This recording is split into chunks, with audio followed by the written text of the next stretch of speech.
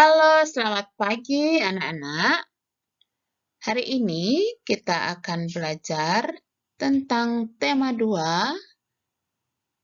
dengan muatan IPS, materi upaya mempertahankan kemerdekaan. Masih di KD 3.4 dan 4.4.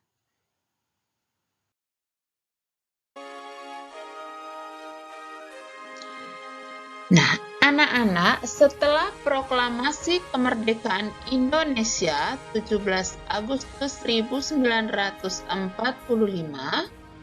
seharusnya bangsa Indonesia telah merdeka dan terbebas dari segala bentuk penindasan dan penjajahan. Namun, kenyataan tidak demikian. Bangsa Indonesia masih perlu berjuang mempertahankan kemerdekaan Indonesia. Kira-kira ada yang tahu mengapa ya? Yuk kita cari tahu bersama. Setelah proklamasi kemerdekaan Indonesia 17 Agustus 1945, bangsa Indonesia ternyata masih terus berjuang mempertahankan kemerdekaan Indonesia dari gangguan bangsa asing yang datang, seperti dari pemerintahan Belanda. Pasukan Belanda kembali datang ke tanah air. Kedatangan ini disambut dengan berbagai bentuk perlawanan oleh bangsa Indonesia. Sehingga sejak tahun 1945 sampai 1950, telah terjadi berbagai macam pertempuran di berbagai daerah antara pihak Indonesia dengan pihak Belanda yang dibantu oleh pasukan Inggris. Nah, beberapa pertempuran yang dilakukan untuk mempertahankan kemerdekaan Republik Indonesia yaitu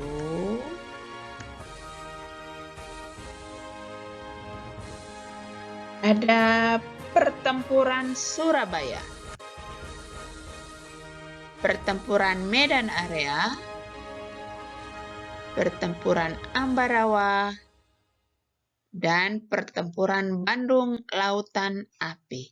Nah, anak-anak, ini adalah beberapa pertempuran untuk mempertahankan kemerdekaan Republik Indonesia. Kita lihat satu. Pertempuran Surabaya. Nah, tentara sekutu Inggris pertama kali mendarat di kota Surabaya pada tanggal 25 Oktober 1945. Nah, mereka ini dipimpin oleh Brigadir Jenderal A.W.S. Malabi. Nah, tujuan kedatangan tentara sekutu adalah melucuti senjata tentara Jepang dan membebaskan tawanan perang yang ditawan oleh Jepang. Nah, mereka datang tanggal 25-nya. Kemudian tanggal 26 Oktober 1945, tentara Inggris menyerbu penjara Kalisosok untuk membebaskan perwira sekutu. Tanggal 27 sampai 30 Oktober 1945 terjadi kontak senjata antara pemuda Indonesia dengan pasukan Inggris. Nah, puncak pertempuran tersebut adalah terbunuhnya pemimpin pasukan Inggris yaitu Brigadir Jenderal A.W.S. Malabi.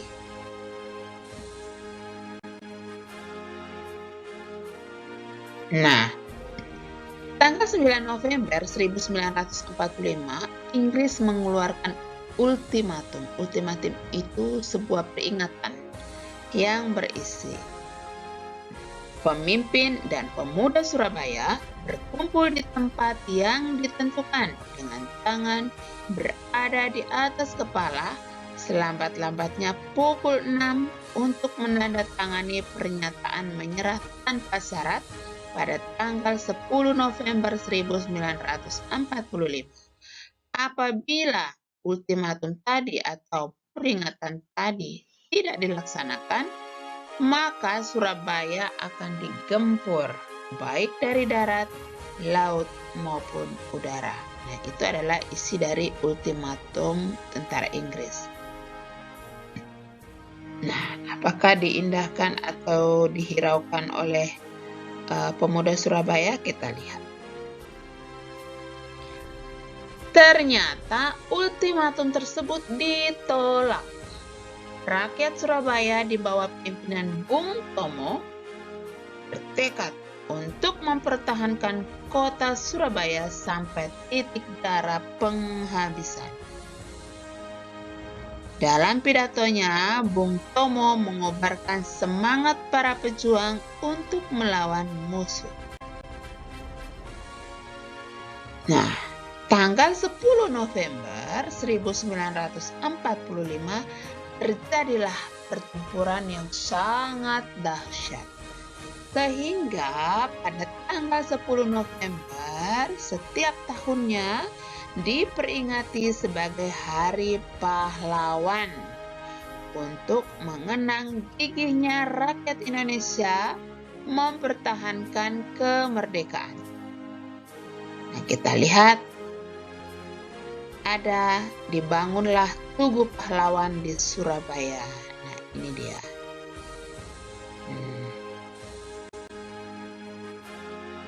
Yang kedua, pertempuran Medan Area.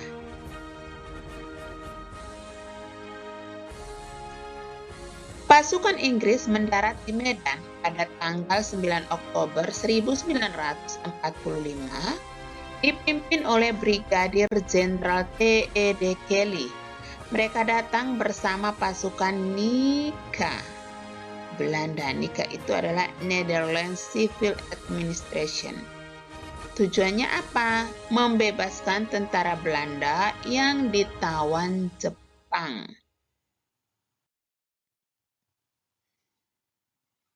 Nah, adapun penyebab terjadinya pertempuran Medan Area antara lain.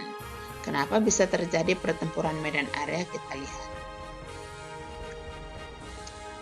Nah, ternyata tanggal 13 Oktober 1945, seorang anggota NICA menginjak-injak bendera merah putih yang menyebabkan rakyat Indonesia marah dan terjadi bentrok senjata.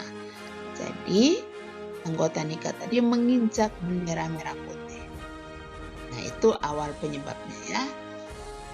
Kemudian yang kedua, tanggal 18 Oktober 1945,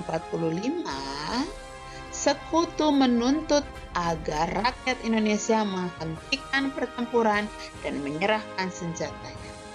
Namun, rakyat Indonesia menolaknya.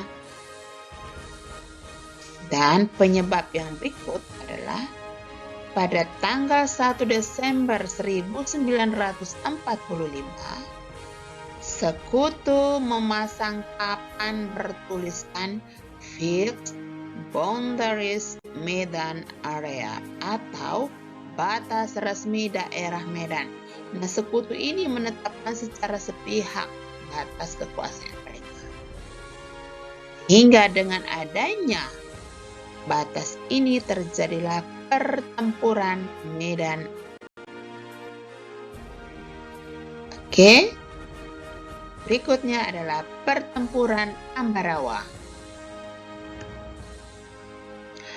Tanggal 20 Oktober 1945, pasukan Sekutu datang ke Semarang, dipimpin oleh Brigadir Jenderal Bethel.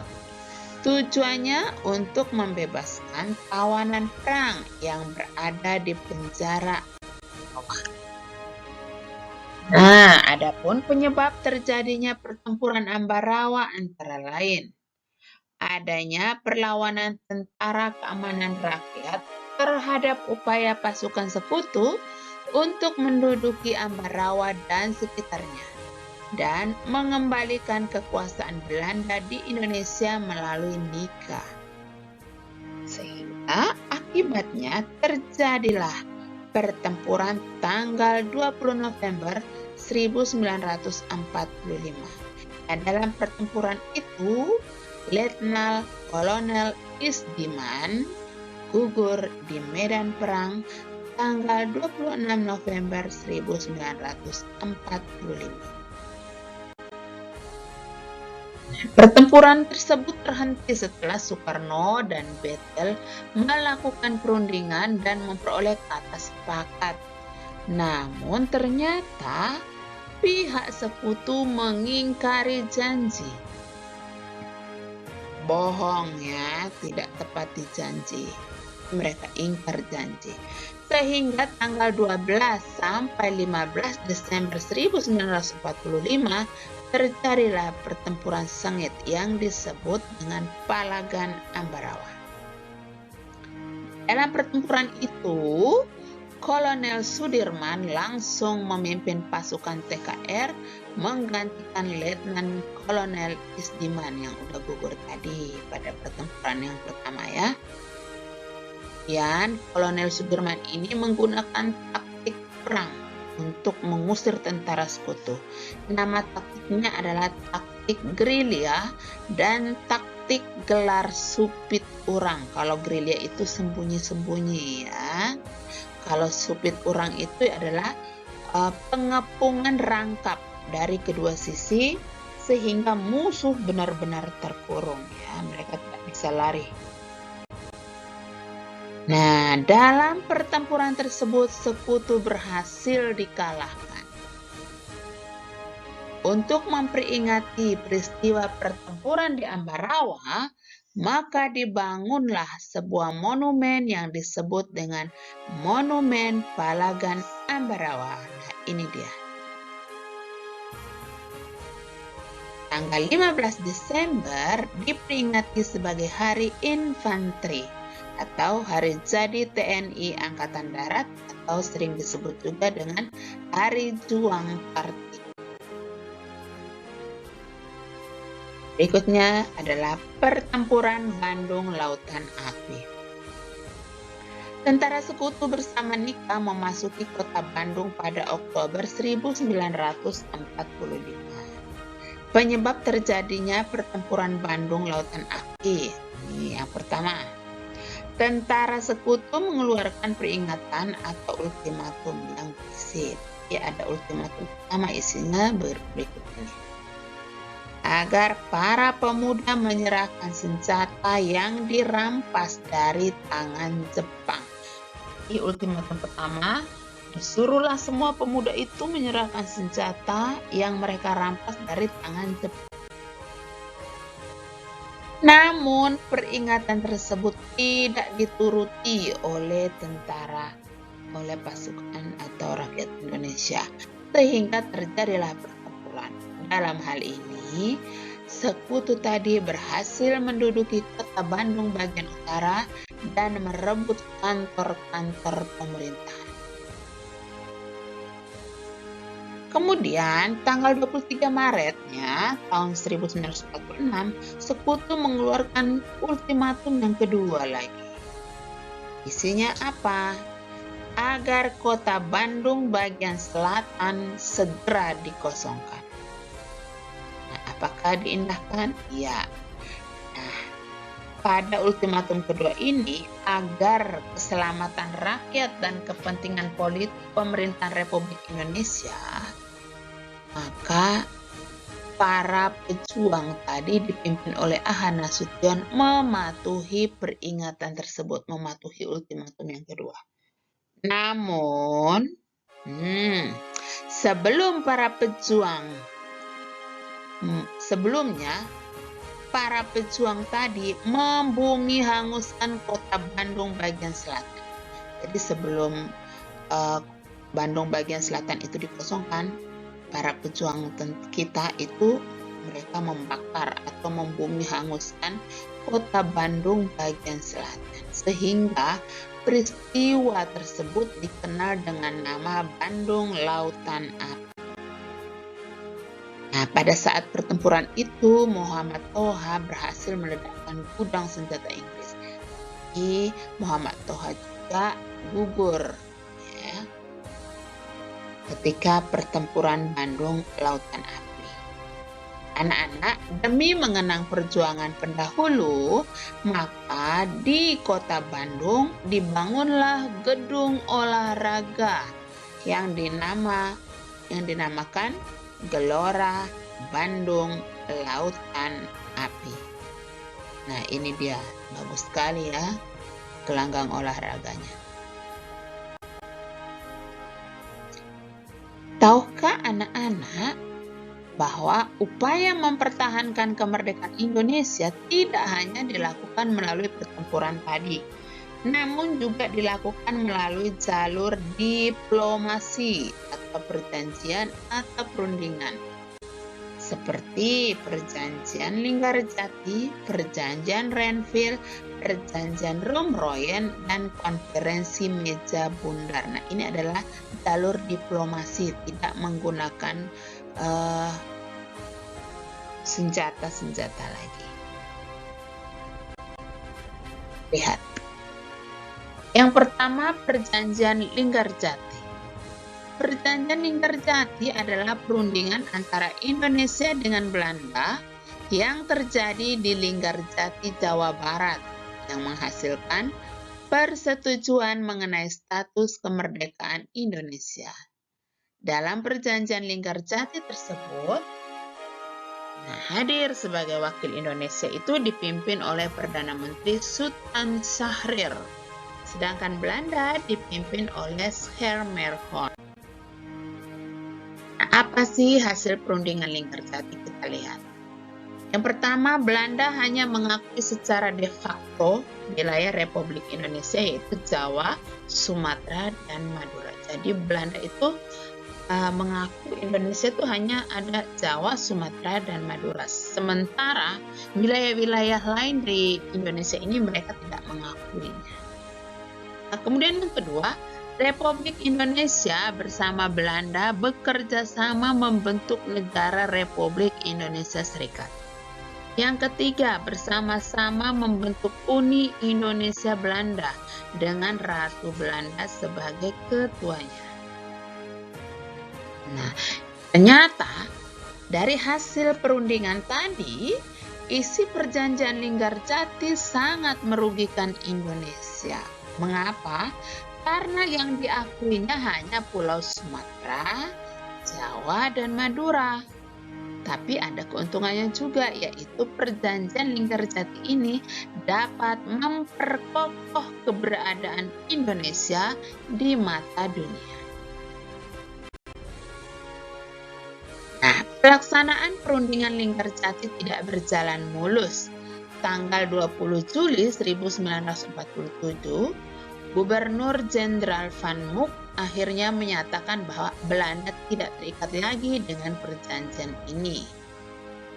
Tanggal 21 Julinya, meletuslah agresi militer Belanda pertama. Apa sih penyebabnya? Kenapa ada agresi militer Belanda pertama? Penyebabnya adalah Belanda mengingkari perjanjian Linggarjati karena ingin menjadikan Indonesia sebagai negara persemakmuran yang berbentuk federasi. Lihat yang kedua, perjanjian Renville. Agresi militer Belanda pertama mendapat protes dari masyarakat internasional. Jadi ternyata bukan hanya masyarakat Indonesia, ternyata masyarakat internasional juga memprotes ya agresi militer Belanda ini. Nah, bahkan negara India dan Australia mengusulkan kepada Dewan Keamanan PBB agar sengketa atau perdebatan atau perselisihan antara Indonesia Belanda dimasukkan dalam agenda sidang PBB. Ya, Perhimpunan Bangsa-Bangsa. Sehingga pada tanggal 1 Agustus 1947, PBB mengeluarkan perintah gencatan senjata antara Indonesia Belanda. Gencatan senjata itu bukan berarti angkat senjata, enggak. Pemberhentian ya, supaya semua tidak ada angkat lagi. Nah, PBB mengusulkan untuk dibentuknya Komisi Tiga Negara atau KTN. Nah, siapa saja anggota Komisi Tiga Negara ini? Australia, Belgia, dan Amerika Serikat. Nah, Indonesia itu diwakili oleh Australia, Belanda diwakili oleh Belgia, sedangkan Amerika Serikat itu sebagai penengahnya. Nah, sidang ini bertujuan untuk menghentikan sengketa antara Indonesia dengan Belanda. Perundingan Renville dimulai 8 Desember 1947 di atas kapal perang Amerika Serikat. Nah, adapun wakil Indonesia saat itu yaitu Amir Syarifuddin. Sedangkan Belanda dipimpin oleh R. Abdul Qadir Widjoyo Atmojo. Nah, apa sih hasil perundingan Renville? Kita lihat. Yang pertama, Belanda hanya mengakui wilayah Indonesia yang meliputi Jawa Tengah, Yogyakarta, sebagian Jawa Barat, dan Sumatera. Kemudian yang kedua, Belanda tetap berdaulat atas seluruh wilayah Indonesia sampai terbentuk negara Republik Indonesia Serikat. Yang ketiga, Republik Indonesia merupakan bagian dari RIS atau Republik Indonesia Serikat. Yang keempat, antara RI yang berada di daerah kekuasaan Belanda harus ditarik ke daerah Republik.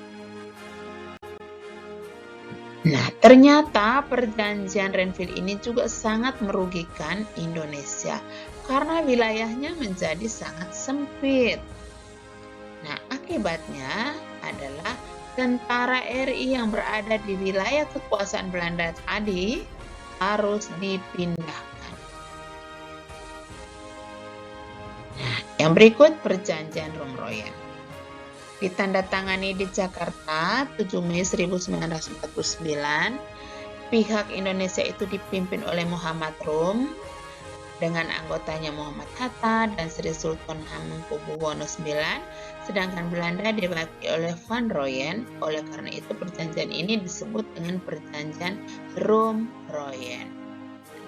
Apa isi perjanjiannya? 1.